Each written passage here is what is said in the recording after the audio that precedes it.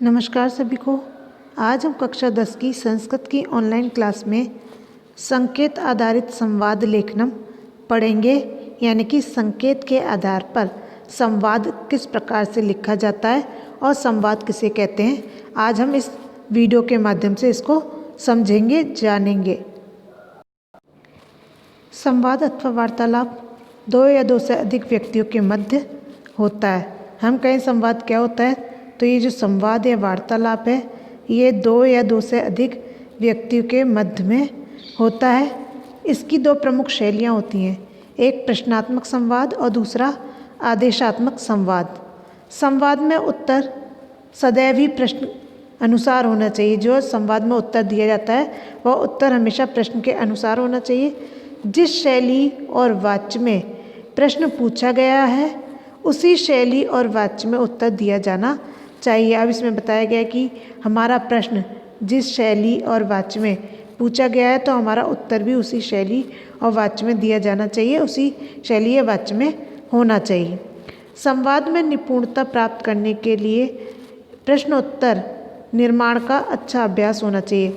अब संवाद को अच्छा करने के लिए, संवाद में कुशल होने के लिए प्रश्नोत्तर का निर्माण अच्छा अभ्यास होना चाहिए। हमें प्रश्नोत्तर का निर्माण करना आना चाहिए।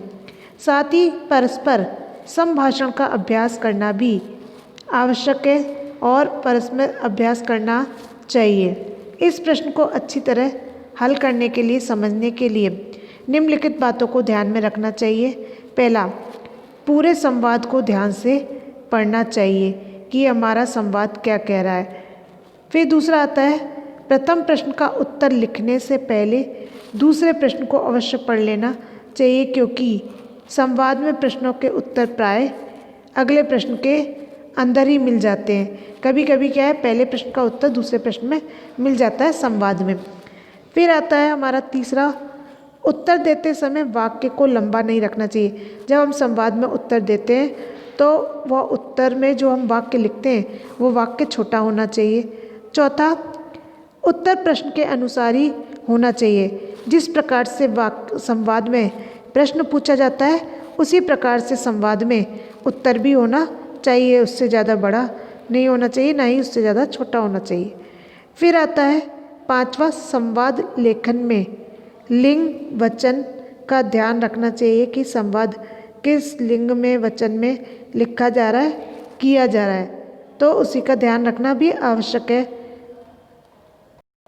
अब छठा पॉइंट बताया गया है इसमें, यदि संवाद बड़े और छोटे व्यक्ति के मध्य हो तो छोटे व्यक्ति का संवाद आज्ञात्मक नहीं होना चाहिए। क्या कहा गया है इसमें? कहा गया है कि अगर संवाद जो हो रहा है, वार्तालाप जो हो रहा है, एक बड़े व्यक्ति और एक छोटे व्यक्ति के बीच में हो रहा है, तो छोटे व्यक्ति का जो संवाद है, वार्तालाप है, वो बड़े व्यक्ति के लिए आज्ञात्मक संवाद नहीं होना चाहिए। उसमें आज्ञा नहीं होनी चाहिए कि छोटा बच्चा है वो बड़े को आज्ञा दे रहा है, ऐसा नहीं होना चाहिए।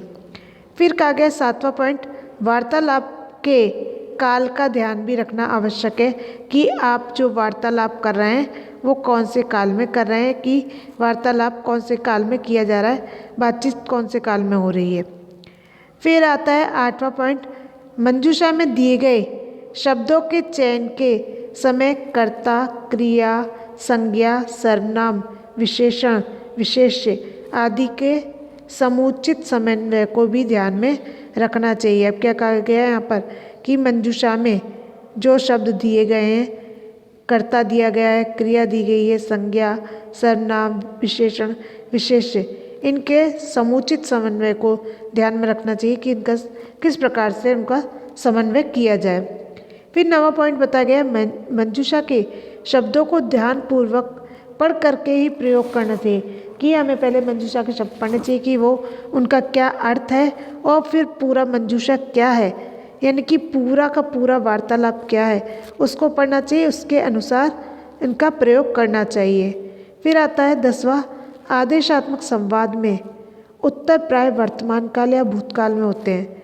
अब जो आदेशात्मक, आदेश देने वाला संवाद होता है उसमें जो उत्तर है वो वर्तमान काल या भूतकाल में होते हैं। अतः तदा अनुसारी उत्तर देना चाहिए और उसके अनुसार ही उत्तर देना चाहिए। अब हम देखते हैं एक संवाद को, एक वार्तालाप को देखते हैं कि किस प्रकार से ये संवाद यहाँ पर किया गया है। या इस संवाद को लिखा गया है। पहले तो सबसे पहले परीक्षा में जो आपके प्रश्न पूछा जाएगा वो इसी प्रकार से पूछा जाएगा।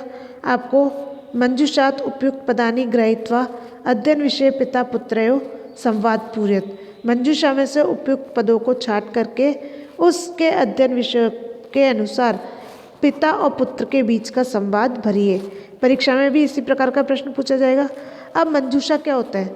मंजूषा जो आपका ये ब्रैकेट दे रखा है, बॉक्स दे रखा है, उसको हम संस्कृत में मंजूषा कहते हैं। अब इसमें ये शब्द दे रखे हैं। सबसे पहले हमें इन शब्दों को पढ़ना है, इनके अर्थों को समझना है कि इनके अर्थ क्या क्या हैं। फिर उसके बाद में हमें ये पूरा का पूरा संवाद पढ़ना है कि संवाद में जो लिखा गया है वो क्या अर्थ निकल रहा है। उसके अनुसार हमें इन शब्दों को भरना है, यानी कि इस संवाद को भरना है।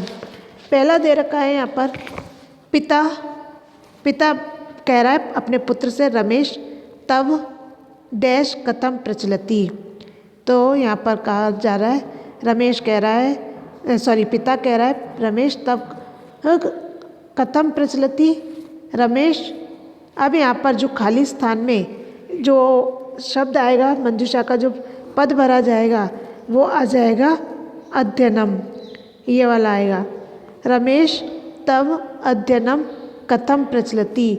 रमेश, तुम्हारा अध्ययन कैसा चल रहा है? रमेश उसका प्रश्न सुन करके जवाब देता है, हे पित, अध्ययनम तु समीचीनम प्रचलति। अध्ययन तु समीचीनम प्रचलति, ये समीचीनम, इसमें आएगा समीचीनम कि पिताजी अध्ययन तो ठीक चल रहा है। फिर पिता वापस उससे प्रश्न पूछता है, को अपि विषय एतादृशा अस्ति यस्मिन् त्वं डैश अनुभवसि। यानी कि पिता कह रहा है, को अपि विषय एतादृशा अस्ति यस्मिन् त्वं काठिन्यम अनुभवसि। यानी कोई विषय ऐसा है जिसमें तुम कठिनाई का अनुभव कर रहे हो। तो तीसरे में आ जाएगा काठिन्यम। ठीक है, काठिन्यम कि जिसमें तुम कठिनाई का अनुभव हो रहा हो, परेशानी का अनुभव हो रहा हो। रमेश कहता है, आम डैश मम स्थिति सम्यक् नास्ति यतोहि अस्माकं विद्यालये इदानीं गणितस्य डैश नास्ति। तो यहाँ पर आएगा, रमेश जवाब दे रहा है, आम गणिते मम स्थिति सम्यक् नास्ति। यानी कि ये जो रमेश वाला आम है, आम के बाद आएगा गणित, कि गणिते मम स्थिति सम्यक् नास्ति यतोहि अस्माकं विद्यालये इदानीं गणितस्य अध्यापक। अब इसमें आएगा अध्यापक नास्ति। हाँ, गणित में मेरी स्थिति ठीक नहीं है क्योंकि हमारे विद्यालय में इस समय गणित का अध्यापक नहीं है। फिर पिता कहता है, त्वं पूर्वतु माम अस्मिन् डैश न उक्तवान। तो यहाँ पर पिता उससे पूछ रहा है, त्वं पूर्वतु माम अस्मिन् विषय, यानी कि इस वाले में आ जाएगा अस्मिन् विषय, कि तुमने तो पहले मुझे इस विषय में नहीं बताया, कि तुमने पहले तो मुझे इस विषय के बारे में नहीं कहा। रमेश जो है जवाब देता है अपने पिता का उत्तर सुन करके, पूर्व अध्यापक महोदय आसीत् परम अकस्मात् पूर्वमेव तस्य डैश अन्यत्रम अभवत्। अब यहाँ पर कह रहा है पूर्व टू, जिसमें जो खाली शब्द है उसमें आएगा पूर्व टू अध्यापक महोदय आसीत् परम अकस्मात् पूर्वमेव तस्य स्थानांतरणम। यहाँ पर आएगा स्थानांतरणम अन्यत्र अभवत्, कि पहले तो अध्यापक महोदय थे लेकिन 1 महीने पहले ही उनका स्थानांतरण दूसरी जगह हो गया। फिर पिता उसके उत्तर को सुनता है, कहता है, अस्तु अहं तव कृते गृहे एव गणिता अध्यापकस्य डैश करिष्यामि। यानी कि अब इस खाली स्थान में आएगा, पिता कहता है, अस्तु अहं तव कृते गृहे एव गणितस्य अध्यापकस्य व्यवस्थाम। इस खाली स्थान में आ जाएगा व्यवस्थाम करिष्यामि, कि हाँ मैं तुम्हारे लिए घर पर ही गणित के अध्यापक की व्यवस्था करूँगा। रमेश कहता है, धन्यवाद।